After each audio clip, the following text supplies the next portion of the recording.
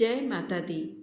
आप सभी का हमारे YouTube चैनल पर हार्दिक स्वागत है। आइए सुने दशा माता और गणगौर व्रत की पौराणिक कथा। प्रेम से बोले दशा माता की जय हो। एक समय की बात है, एक राजा था। जब नाई उनके बाल काटने आया तो उसने राजा को बताया कि एक बहुत ही सुंदर कन्या है। उस कन्या को दशा माता का इष्ट था। वह पीपल की प्रतिदिन पूजा करती, दशा माता की कहानियां सुनती थी। दशा माता ने सोचा कि मेरा नियम रखने वाली की शादी अच्छी जगह होनी चाहिए।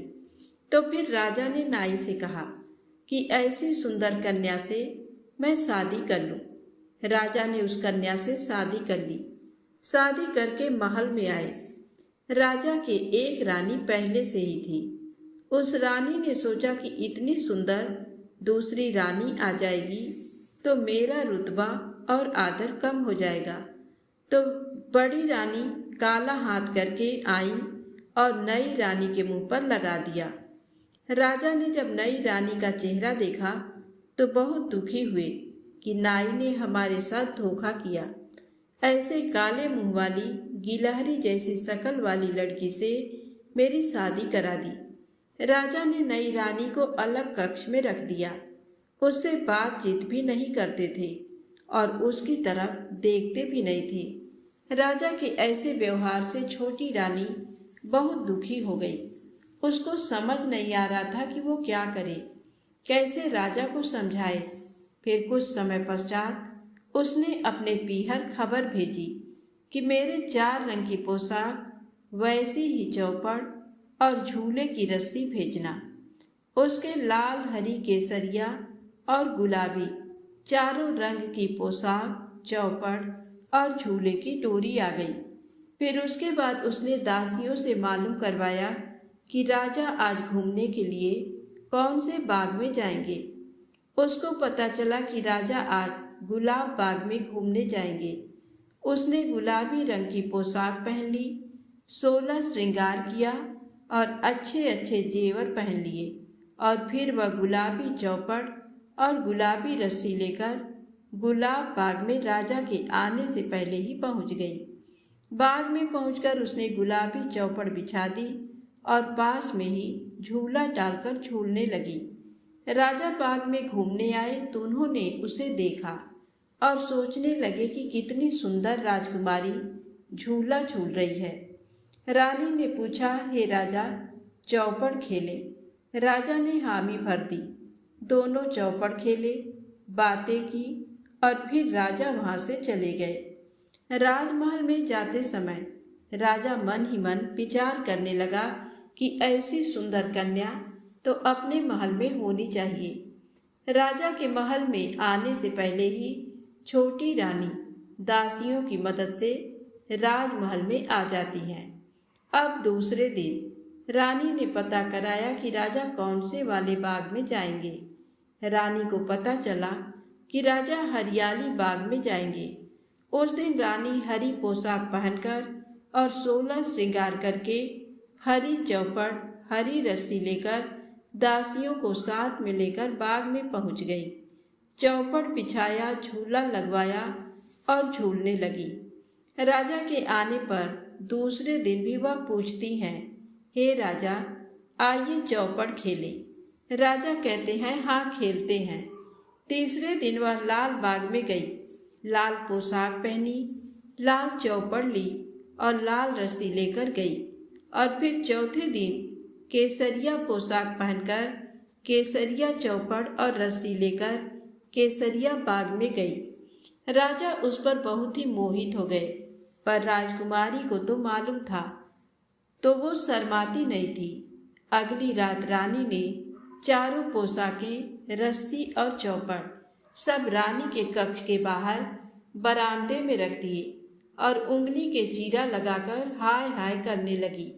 राजा को तो पहले से ही नींद आ रही थी और वह हाय हाय कर रही थी तो उन्हें तो बहुत ही गुस्सा आया और वो बोले कि आज इस काले मुंह वाली को तलवार से मार डालूं, इसका किस्सा ही खत्म कर देता हूँ। गुस्से में भरे हुए ही राजा उसके कक्ष की तरफ गए। उसके कक्ष के बाहर राजा क्या देखते हैं कि चारों रंग की पोशाक, चौपड़ और रस्सी पड़ी है।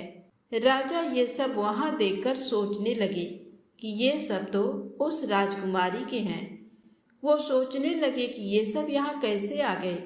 जब राजा कक्ष के भीतर पहुंचे तो उन्हें रानी को देखकर बहुत आश्चर्य होता है। राजा रानी से कहते हैं कि आप यहाँ। रानी कहती हैं हाँ। फिर राजा कहते हैं कि रानी, आपने हमें धोखा दिया।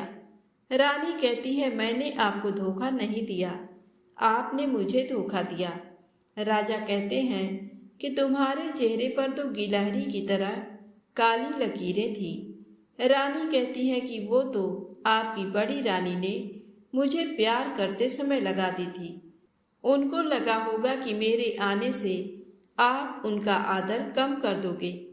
छोटी रानी फिर बोलती है कि मेरे तो दशा माता का इष्ट है, मेरे ऊपर दशा माता की कृपा है, जो दशा माता ने मेरी लाज रखी, वरना मुझे तो मरना पड़ता। राजा कहते हैं रानी, आप पूरी बात पहले ही बता देती तो आपको और हमको इतना दुख नहीं देखना पड़ता। उसके बाद राजा और छोटी रानी के साथ सुखपूर्वक रहने लगे। हम भी दशा माता जी से यही प्रार्थना करते हैं कि हे दशा माता, जैसा दुख छोटी रानी ने झेला वैसा दुख किसी को झेलना न पड़े, और जैसी कृपा आपने छोटी रानी पर करी वैसी कृपा आप हम सब पर भी करना। तो प्रेम से बोले दशा माता की जय हो। अब आइए सुने दशा माता की दूसरी पौराणिक कथा। एक समय की बात है, एक ब्राह्मणी थी। वो दशा माता की नित्य नियम से पूजा करती थी। उसका प्रतिदिन का नियम था कि जो कोई भी उसके दरवाजे पे कुछ मांगने आता था वह उसे जरूर देती थी। वह किसी को भी अपने घर से खाली हाथ जाने नहीं देती थी। जो आटा मांगता था उसे वो आटा देती थी, जो अन्न मांगता था उसे वो अन्न देती थी। ब्राह्मणी के आंगन में एक पीपल का पेड़ भी था जिसकी वह प्रतिदिन पूजा करती थी। उस समय सतयुग चल रहा था। दशा माता ने एक बार विचार किया कि देखूं तो सही ये कितने सत पे चलती है। तो दशा माता एक हंस का रूप धरकर उसके घर पधारती हैं और आंगन में लंबी लंबी गर्दन करके घूमने लगी। ब्राह्मणी ने गेहूं के दाने डाले तो हंस नहीं खाए, मक्की के दाने डाले वो भी नहीं खाए। ब्राह्मणी ने जवार के दाने डाले वो भी नहीं खाए। उस समय सतयुग चल रहा था। तो हंस ने बोल कर कहा कि हंस चुगे तो मोती चुगे, वरना भूखा ही रहे। तब तो फिर ब्राह्मणी के घर में जो पैसे थे वो देकर दुकान से मोती ले आई और हंस को मोती चुगाई, और हंस तो मोती चुगकर चला गया। दूसरे दिन जब हंस आकर बोला कि हंस चुगे तो मोती चुगे, वरना भूखे ही रहे, तो फिर ब्राह्मणी अपने जेवर बेचकर दुकान से मोती खरीद कर लाई और हंस को चुगाई। हंस तो मोती चुगकर चला गया। तीसरा दिन होते ही जब वह हंस वापिस आया तो ब्राह्मणी परेशान हो गई। अब मैं मोती कहाँ से लाऊंगी? फिर ब्राह्मणी अपना घर गिरवी रखकर मोती खरीद कर लाई और हंस को मोती चुगाई। उस दिन ब्राह्मणी को नींद भी नहीं आई कि कल जब हंस आएगा तो मोती कहाँ से लाऊंगी। चौथा दिन होते ही हंस तो आ गया।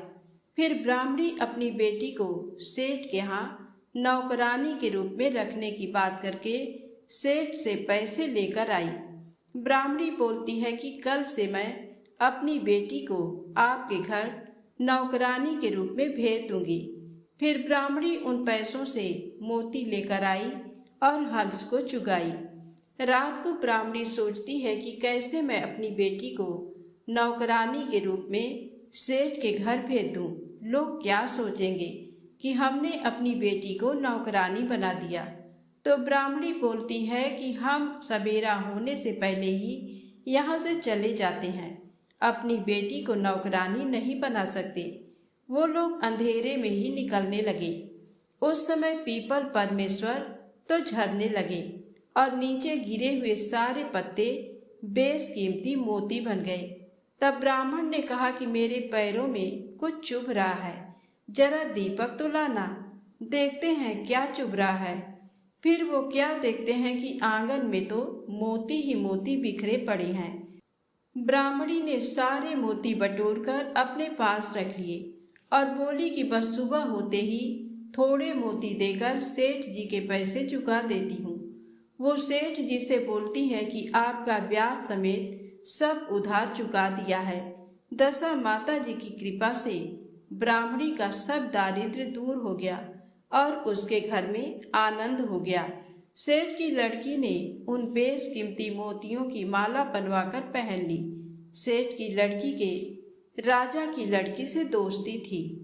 राजकुमारी ने बोला कि ऐसी बेशकीमती और सुंदर मोती तेरे पास कैसे आए?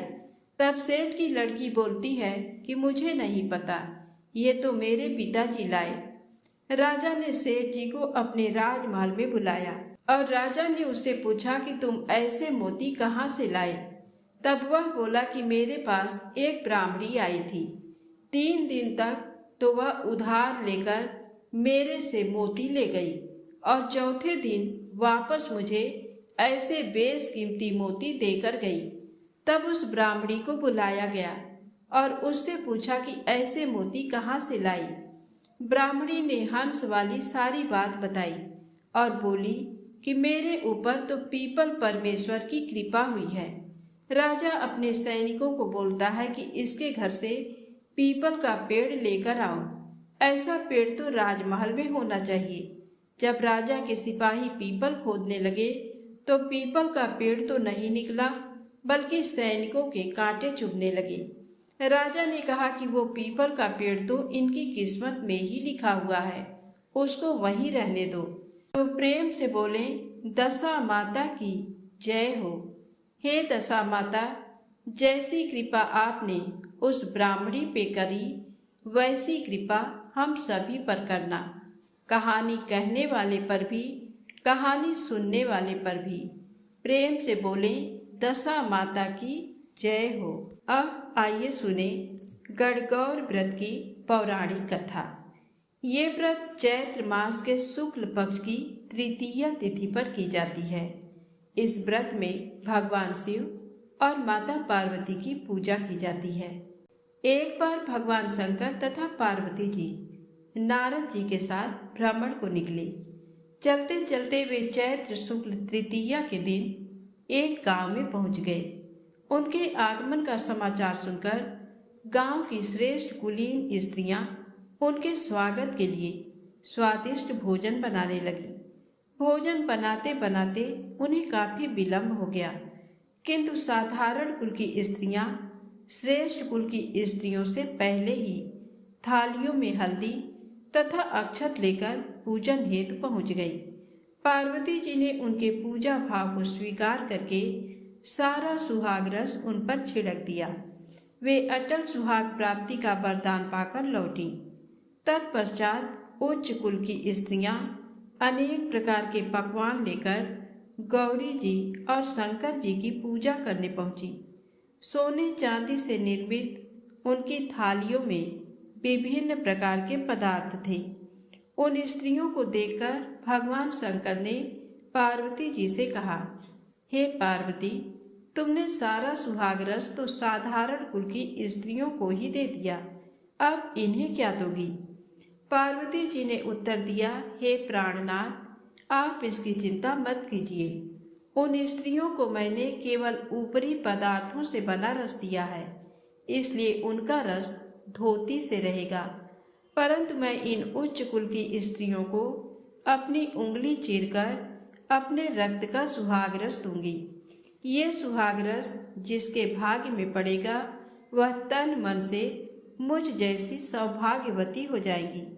जब स्त्रियों ने पूजन समाप्त कर दिया, तब पार्वती जी ने अपनी उंगली चीरकर उन पर छिड़क दी। जिस पर जैसा छींटा पड़ा उसने वैसा ही सुहाग पा लिया। तत्पश्चात भगवान शिव की आज्ञा से पार्वती जी ने नदी तट पर स्नान किया और बालू की शिव मूर्ति बनाकर पूजन करने लगी। पूजन के बाद बालू के पकवान बनाकर शिव जी को भोग लगाया। प्रदक्षिणा करके नदी तट की मिट्टी से माथे पर तिलक लगाकर 2 कण बालू का भोग लगाया। इतना सब करते करते पार्वती जी को काफी समय लग गया। काफी देर बाद जब वे लौट कर आईं तो महादेव जी ने उनसे देर से आने का कारण पूछा। उत्तर में पार्वती जी ने झूठ ही कह दिया कि वहाँ मेरे भाई भावज आदि मायके वाले मिल गए थे, उन्हीं से बातें करने में देर हो गई। परंतु महादेव तो महादेव ही थे, वे कुछ और ही लीला रचना चाहते थे। अतः उन्होंने पूछा, हे पार्वती, तुमने नदी के तट पर पूजन करके किस चीज का भोग लगाया था और स्वयं कौन सा प्रसाद खाया था? तब पार्वती जी ने झूठ बोल दिया, मेरी भावज ने मुझे दूध भात खिलाया, उसे खाकर मैं सीधी यहाँ चली आ रही हूँ। ये सुनकर शिव जी भी दूध भात खाने की लालच में नदी तट की ओर चल दिए। अब पार्वती जी दुविधा में पड़ गईं। तब उन्होंने मौन भाव से भगवान भोले शंकर का ही ध्यान किया और प्रार्थना की, हे भगवान, यदि मैं आपकी अनन्य दासी हूँ तो आप इस समय मेरी लाज रखिए। ये प्रार्थना करती हुई पार्वती जी भगवान शिव के पीछे पीछे चलती रहीं। उन्हें दूर नदी के तट पर माया का महल दिखाई दिया। उस महल के भीतर पहुंचकर वे देखती हैं कि वहां शिव जी के साले तथा सलहज आदि सब परिवार उपस्थित हैं। उन्होंने गौरी तथा शंकर का भावभीना स्वागत किया। वे 2 दिनों तक वहां रहे। तीसरे दिन पार्वती जी ने शिव जी से चलने के लिए कहा, पर शिव जी तैयार न हुए। वे अभी और रुकना चाहते थे। तब पार्वती जी रूठकर अकेली ही चल दी। ऐसी हालत में भगवान शिव जी को पार्वती के साथ चलना पड़ा। नारद जी भी साथ साथ चल दिए। चलते चलते वे बहुत दूर निकल आए। उस समय भगवान सूर्य अपने धाम पश्चिम को पधार रहे थे। अचानक भगवान शंकर पार्वती जी से बोले, मैं तुम्हारे मायके में अपनी माला भूल आया हूँ। तब पार्वती जी ने कहा, ठीक है, मैं ले आती हूँ, और जाने को तत्पर हो गई।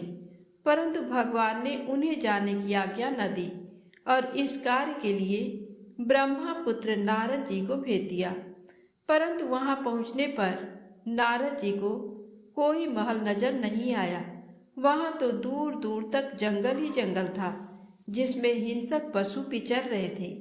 नारद जी वहां भटकने लगे और सोचने लगे कि कहीं वे किसी गलत स्थान पर तो नहीं आ गए।